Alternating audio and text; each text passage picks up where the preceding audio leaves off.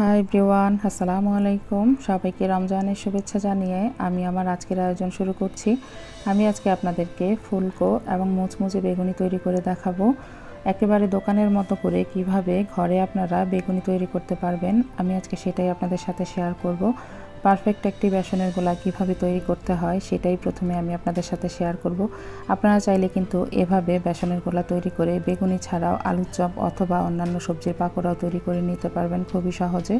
তো চলুন প্রথমেই আমরা বেগুনের ব্যাটারটা তৈরি করে নিচ্ছি। প্রথমেই একটি বোল নিয়ে নিয়েছি, তার সাথে নিয়ে নিয়েছি একটি স্ট্রেনার। এবারে 1 কাপ পরিমাণ বেসন দিয়ে দিচ্ছি। বেসনটা আসলে সবসময় একটু দলা পেকে থাকে, তাই একটু চেলে নিলে ভালো হয়। 1/4 কাপ পরিমাণ দিয়ে দিচ্ছি চালের গুঁড়া। এটা আসলে পিঠা বানানোর জন্য আমরা যে চালের গুঁড়াটা ব্যবহার করি সেটাই। 1/2 চা চামচ পরিমাণ দিয়ে দিচ্ছি হলুদ গুঁড়া, 1/2 চা চামচ পরিমাণ মরিচ গুঁড়া দিয়ে দিচ্ছি। সবগুলোকে একসাথে ভালোভাবে একটু চেলে নিচ্ছি। বাড়তি যে অংশগুলো রয়েছে সেগুলো আমি ফেলে দিয়েছি। এবারে হ্যান্ড হুইস্কের সাহায্যে ভালোভাবে সব কিছু একটু মিশিয়ে নিচ্ছি। অল্প অল্প করে পানি দিয়ে এবারে আমি একটি ব্যাটার তৈরি করে নেব।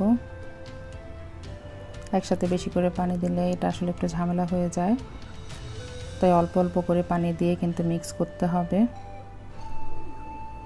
প্রথম থেকে কিন্তু বেসনের গোলাটা হুইস্কের ভিতরে ঢুকে থাকবে, বের হতে চাইবে না। একটু ঝাঁকি দিয়ে বের করে করে অল্প অল্প করে পানি মিক্স করে কিন্তু এটাকে ভালোভাবে মিক্স করে নিতে হবে।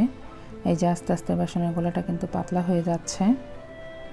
খুব বেশি পানি কিন্তু দেয়া যাবে না, অল্প অল্প করেই দিতে হবে। আর 3 থেকে 4 মিনিট পর্যন্ত এটাকে এভাবে মিক্স করতে হবে। কিছুক্ষণ বিট করার পরে দেখবেন গোলাটা একেবারেই পাতলা হয়ে গিয়েছে, রঙটাও পরিবর্তন হয়ে গিয়েছে কিছুটা। এই যে একেবারে পারফেক্ট একটি ব্যাটার তৈরি হয়ে গিয়েছে। এবারে আমি এটাকে ঢেকে অন্তত 20 মিনিটের জন্য রেখে দেব। আমি বেগুন কেটে নিয়েছি, খুব বেশি পাতলা অথবা ভারী করে কাটিনি। এই যে মিডিয়াম সাইজ করে কেটে নিয়েছি বেগুনগুলোকে আমি ধুয়ে নিয়েছি, একটু পানিতে ভিজিয়ে নিয়েছি। এবার এর মধ্যে আমি লবণ দিয়ে দিচ্ছি। আসলে এমনিতে বেগুনে দেখা যায় লবণ মাখলে সেটা ব্যাটারে ডোবালে ব্যাটার ভালোভাবে গায়ে লাগতে চায় না। আরও 1/2 চা চামচ পরিমাণ লবণ আমি দিয়ে দিচ্ছি, যাতে করে পানিটা একটু নোনতা হয়। তো 20 মিনিট হয়ে গিয়েছে। এবারে আমি বেসনের সাথে বাকি জিনিসগুলো মিশিয়ে নিচ্ছি। প্রথমে 1 টেবিল চামচ পরিমাণ সয়াবিন তেল দিয়ে দিচ্ছি, তার সাথে স্বাদ মতো লবণ দিয়ে দিচ্ছি। বেকিং পাউডার দিয়ে দিচ্ছি আমি 1 চা চামচ পরিমাণ। সব কিছু দেওয়া হয়ে গেলে আবারও আমি হ্যান্ড হুইস্কের সাহায্যে ভালোভাবে এগুলোকে একটু মিক্স করে নেব বেসনের সাথে। 3 থেকে 4 মিনিটের মতো আমি এটাকে হ্যান্ড হুইস্কের সাহায্যে বিট করে নিয়েছি।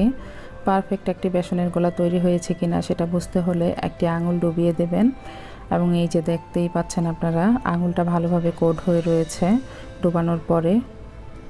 এই যে খুব ভালোভাবে কোট হয়ে গিয়েছে, তার মানে আমার বেসনটা কিন্তু পারফেক্টভাবে তৈরি হয়ে গিয়েছে। এবারে বেগুনি তৈরির জন্য যে বেগুনগুলোকে আমি ভিজিয়ে রেখেছিলাম লবণ পানিতে, সেগুলোকে আমি একটু ছেঁকে নিচ্ছি।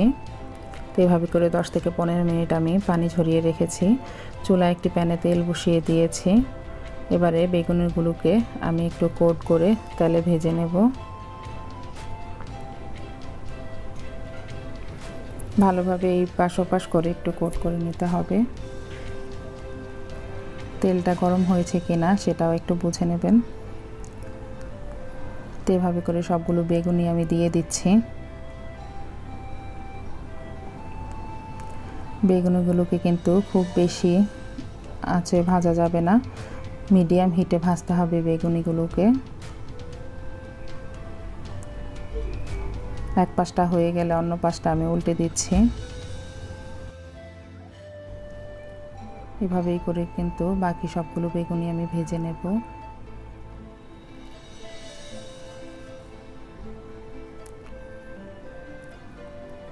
এই যে একেবারে ফুলকো ফুলকো বেগুনি কিন্তু তৈরি হয়ে গিয়েছে। এইভাবে করে সবগুলি বেগুনি আমি ভেজে নেব। এই যে আমার সবগুলো বেগুনি তৈরি করা হয়ে গিয়েছে, সবগুলোই একেবারে ফুলকো ফুলকো হয়েছে এবং মুচমুচে হয়েছে। এই বেগুনিগুলো তৈরি করার পরেও কিন্তু প্রায় 2 থেকে 3 ঘন্টা একেবারে মুচমুচে থাকবে। তো আপনারা চাইলে এইভাবে করে বেগুনি তৈরি করে নিতে পারবেন বাসায়। তো তো কেমন লাগলো আমার আজকের বেগুনির রেসিপি ভালো লেগে থাকলে প্লিজ আমার চ্যানেলটি সাবস্ক্রাইব করবেন, পাশে থাকা বেল বাটনে প্রেস করতে ভুলবেন না। আজকের মতো বিদায় নিচ্ছি, নতুন কোনো রেসিপি নিয়ে আবারও হাজির হব ইনশাআল্লাহ। আল্লাহ হাফেজ।